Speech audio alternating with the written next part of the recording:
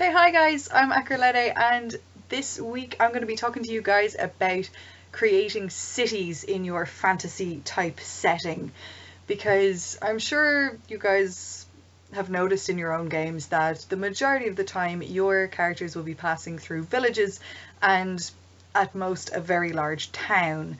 They never really seem to hit a city, and then suddenly you're like, no, we're going to go to a city. Cities can cause some of the biggest mental blocks when it comes to DMing, because it's just like a town but on a bigger scale. So how do you scale it up without just repeating yourself? That's kind of the main thing that I found was my problem.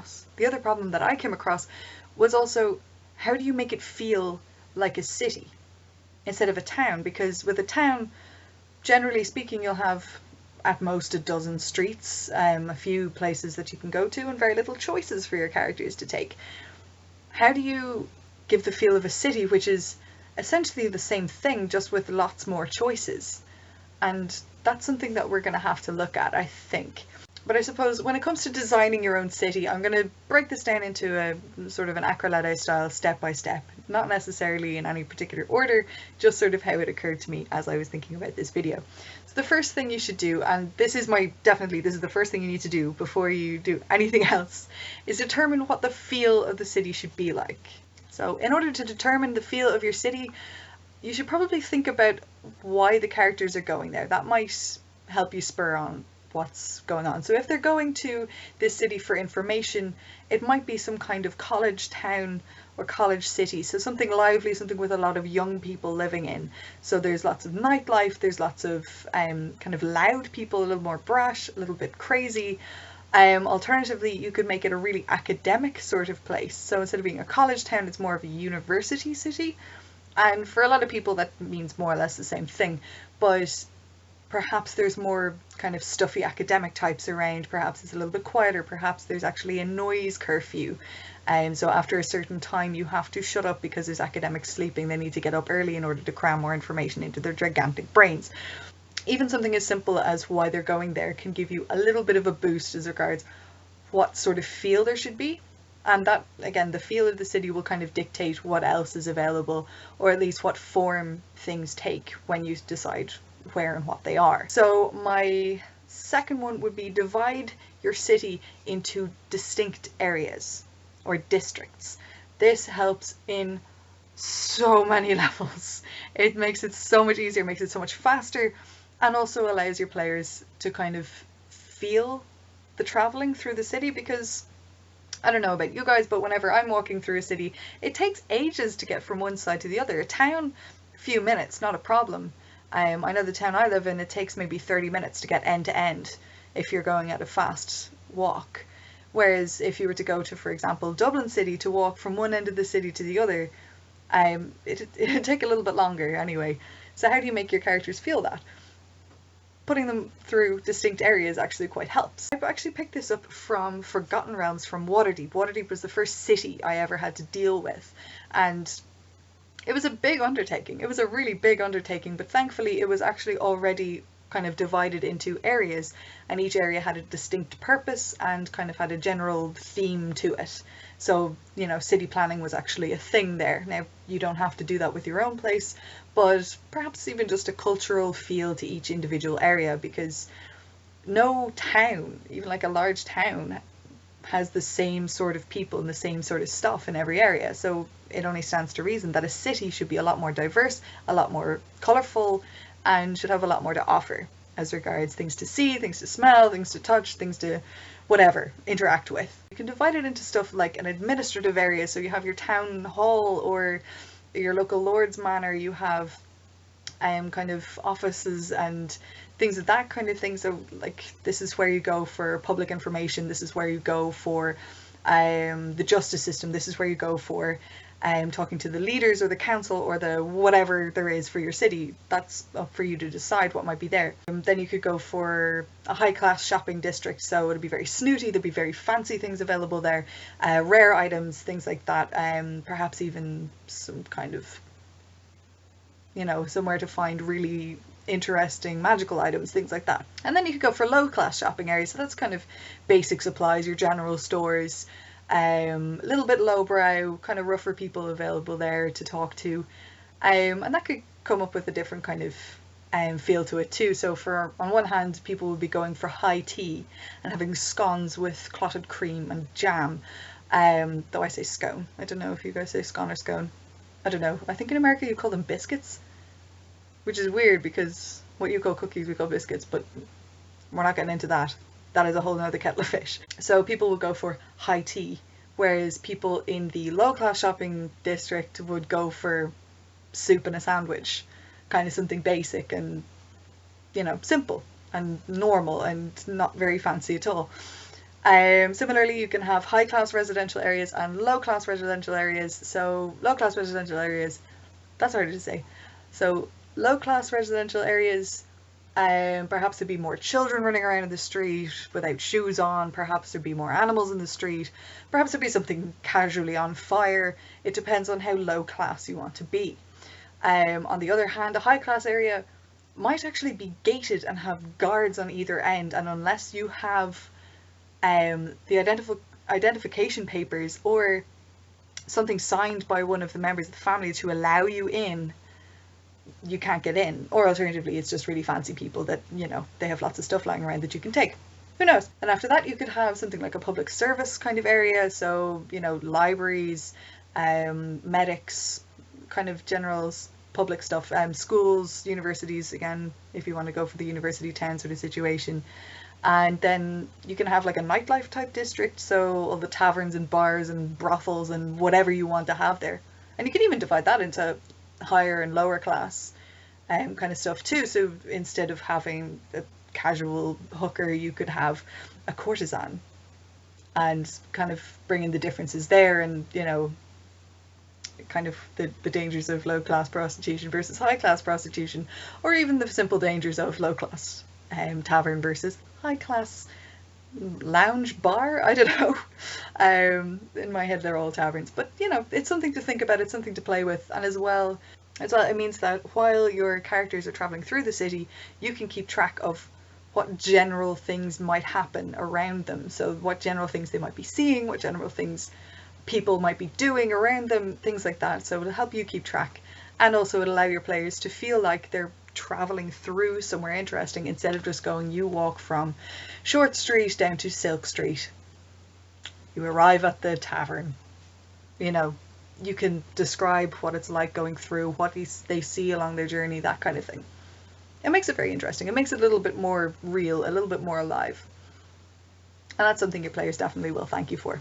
I don't really remember who wrote this down first or where I exactly got it. I know I got it from the internet, but I don't remember where. So to whoever wrote this down first, thank you. This has helped me quite a bit, and I know this is going to help you guys too.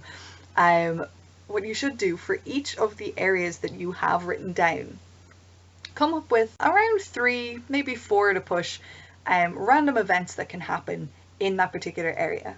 So it could be something as simple as you see an old woman weaving a rug out of old bootlaces. Simple as that. Nothing particularly interesting. It doesn't have to be a quest hook. It doesn't have to be anything like that. It can just be an interesting detail that they just see.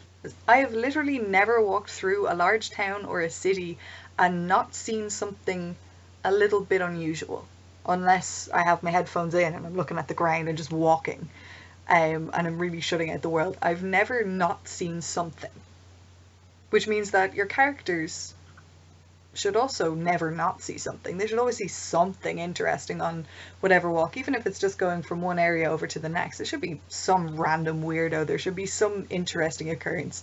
I remember I also had, I remember in Waterdeep I put in a half-orc woman who was smashing watermelons in half with her face and selling them for like 1 copper piece per half.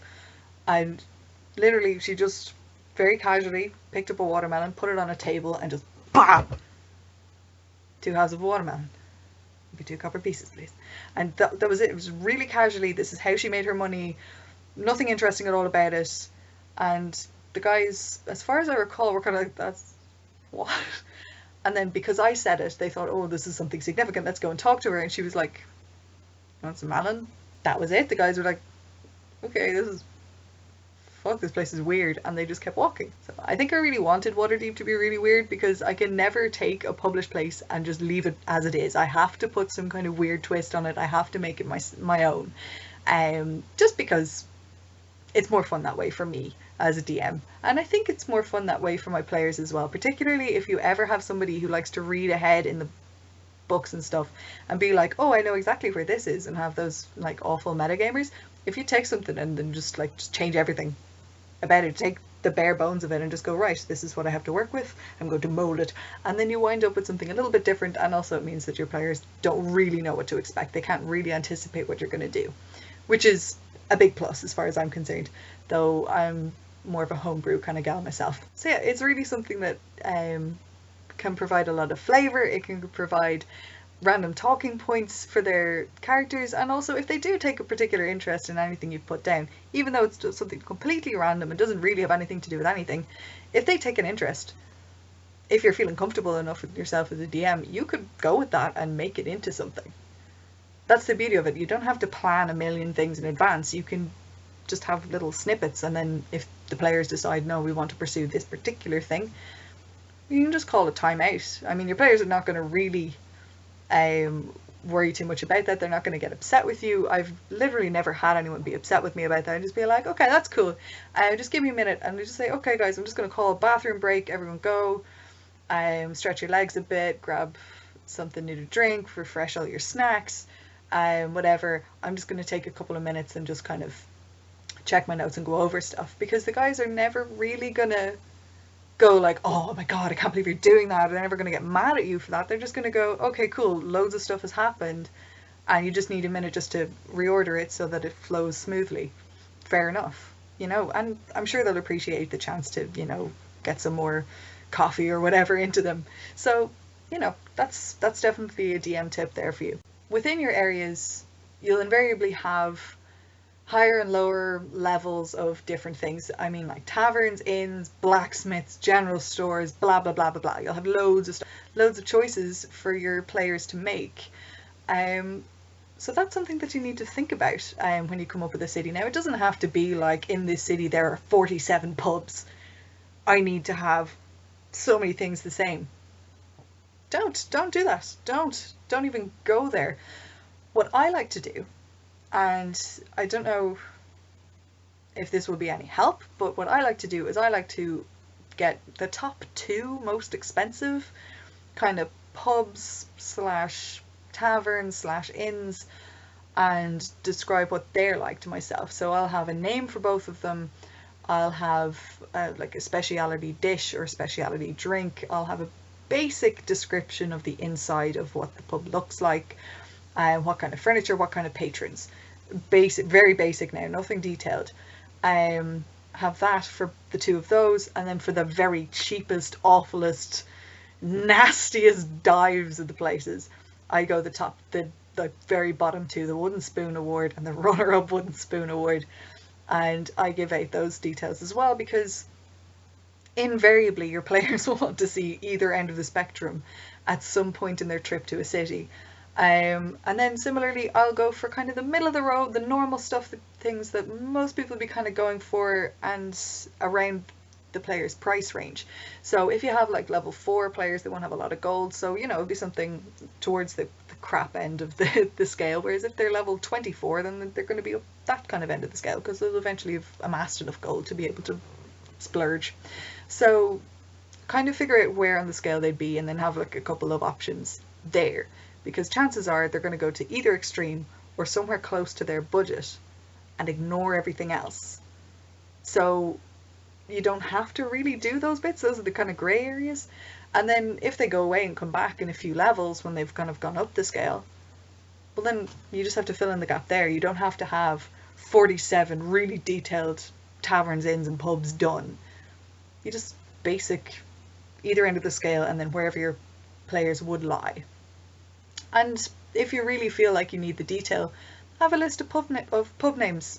I'm pretty sure there's generators online as well, but even if you just go with the very standard fantasy kind of situation, which is the adjective noun, and all you have to do is go the sleeping, dragon, the wandering giant, the green rodent, and just keep going like that and just write out everything. It doesn't have to make any sense. I know that I had a series of taverns in my very first campaign. So there was the lovely jug, and then there was the other jug, and then there was there was going to be the lonely mug. There was going to be the cracked jug, and then just in case they'd be able to like make the connection there, I was going to have just the beaker and see if they'd figure it out, and eventually I'd just kind of keep going like the copper kettle and stuff and see if they'd, you know, keep making the jump. But I remember actually, because the lovely jug was the only tavern in the town it was in. It was a very small town that they were in, more of a village really, and I was really lazy because I was more concerned with how combat worked and how to deal with having 8 players around my table, and also the fact that I had literally never played Dungeons and Dragons before in my life, and I didn't know how to play at all. I didn't know the rules. I was trying to figure out whether we were going to play 4th or 3.5. I was like, we had no idea what was going on. I had no idea what was going on. I was having a panic attack the whole time. So I just went, the inside of it's blue. And everyone was like, what? I was like, yep, it's blue. Everything's been painted blue. The walls are blue, the floors are blue, the ceiling's blue, all the furniture's blue, it's blue. And they were like, this is the weirdest place in the world. And I was like, it's the lovely jug, it's blue. And they were like, okay. And then it just became this thing because the other jug was entirely green on the inside, and every other tavern was just kind of like a normal pub. I just said when they went in, it's like, oh, what's it like? It's like, oh, it's just a normal pub, you know, there's a few patrons and la. And they just filled in the blanks in their heads. And most people go for, you know, basic wood floor, basic wood everything, and maybe brass furnishings if it's a little bit fancy. Whereas the lovely jug, the other jug, the lonely mug, the cracked jug, all of that was going to be just one solid colour, and that was going to be it. And I just find that a little bit hilarious, that my own laziness invented this thing. So don't feel the need to have loads of description done. Don't feel the need to have loads of detail about basically anything, because even your most terrible, it's this moments can wind up being a little bit good. So don't put yourself under pressure when it comes to creating stuff like that. It's actually going to be fine. So the last tip is a little bit of a random one. I actually put this question to one of my players, and I asked him kind of what I did with cities that was any good or that was effective for him, because I know what I like to do when it comes to making a city. I know what I liked about my system. I know what works for me as a person, me as a DM rather. You know, the only time I've ever played as a player in a city was when the city was pretty much the only place in the whole wide world that we were in. The city was the whole setting for the game, so there was loads of detail there. So it doesn't quite match up to, you know, just passing through the way you would with a regular town in a kind of regular fantasy roleplay game. So I sent out the question anyway, and the answer came back a little bit interesting, or at least I found it a little bit interesting, because as I say, I've limited experience as a player, so it's sometimes hard for me to relate across. That's why I keep asking you guys the questions about what you need to know, everything else, because I don't know, I find it hard to make that connection. Maybe I need to play a little bit more, so, you know, hit me up if you guys want to play.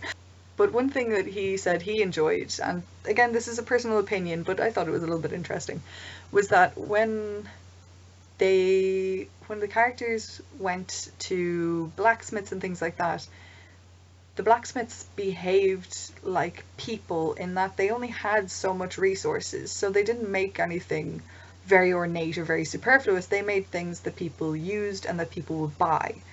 Similarly, they behaved as if they only had so many hours in the day. So they were like, no, I want to go home to my kids. No, you can come back tomorrow. Like, I'm closing my shop. Go away kind of situation. Which I know doesn't work in the real world either, but it can be something to think about. So keeping your NPCs realistic, I know I've already spoken about that. But even in something as simple as how much time and how much time and resources they have within their own shops and things. So make them stop for lunch.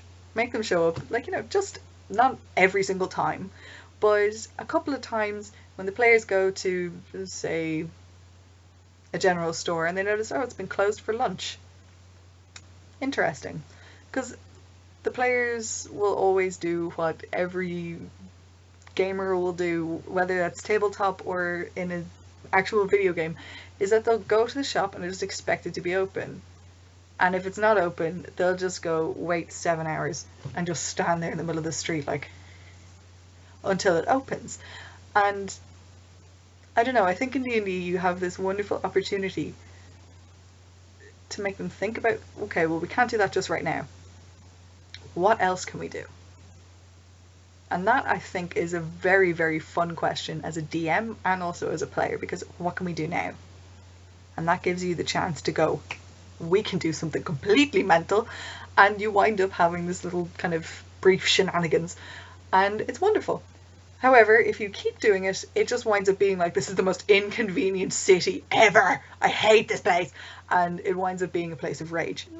It's something to think about. It's something maybe to touch on briefly, to kind of provide that little bit of immersion where your players can only do certain things at certain times or anything like that. So think along the lines of Skyrim. Allow them to skip over stuff. You know, if they have to wait around for an hour, let them just go for a wander around the block and come back.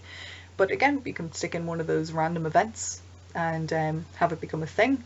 And one example of that actually is within my Waterdeep game, again, I had a dog and a blind beggar. And the beggar had like a strip of cloth over their eyes.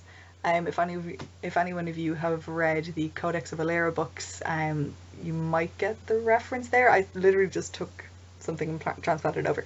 If you haven't read them, you should read them. They're amazing. But yeah, so this dog was sitting in front of a little wooden bowl, and the two of them were sitting on a mat on this little bit of grass in the middle of the city. And the dog sat there really happily, and when people walked by, it kind of shuffled its feet and said sausages. But, you know, it's a dog, so I went, sausages. And I do my best to do dog impressions.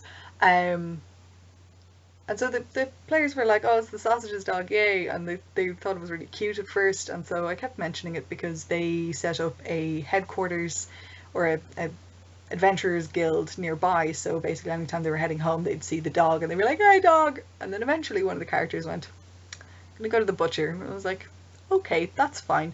We can go to this area, this area, this area. I had few places where they could shop. So they went to one of the places that they could shop. I had a fairly basic butcher situation. They bought a pound of sausages, came back and dumped it in the bowl of the dog. And suddenly this dog had become something important, and I knew that I would have to encourage that engagement, or at least respond to that engagement. So I'd read previously, I'd read earlier that day about the goddess Sun, or is Sune? I don't know. Sun. I called her Sun. Who's a goddess of like beauty, and one of her commandments is that you must always do something nice every day because beauty is on the inside as well as on the outside, which I thought was quite sweet, and that's why it stuck with me. And I decided at that point that this blind beggar was going to actually be a cleric of Sun who was disguised himself in order to see if there was any goodness left in the city. And so when the sausages landed in the bowl, he lifted the blindfold or the cloth away from his eyes and stood up and said, at last I have found someone worthy, or something to that effect. And the characters were like, what? And I was like, they were like, you planned this all along? And I was like, yes I did, yes. And that was basically what they did. And then they eventually were brought to the temple, and they had a big feast in their honor because they were actually good people, and he'd spent weeks sitting there with this dog that could say sausages, waiting for someone to respond in a way that was good. And they eventually met one of my favorite characters that I've ever played, my DMPC Laska. I love her so much. She's so cute. I'll tell you more about her eventually, but because of that I got to bring her in, because I'd been kind of trying to figure out how to shoehorn her in, because I wanted to have a character of my own, because I'd only ever had one previously and I kind of missed having one. It's the kind of thing that you can wind up doing in a city sort of environment. You can do it in towns as well, but a city provides you a unique opportunity to add in lots of interesting people, because you can't have thousands of people living one on top of the other and not have something interesting happen. It just doesn't work that way in real life or in fantasy. Or I suppose it could happen in fantasy, but why would it? Why would you choose that? So that's my basic rundown of how to create a city.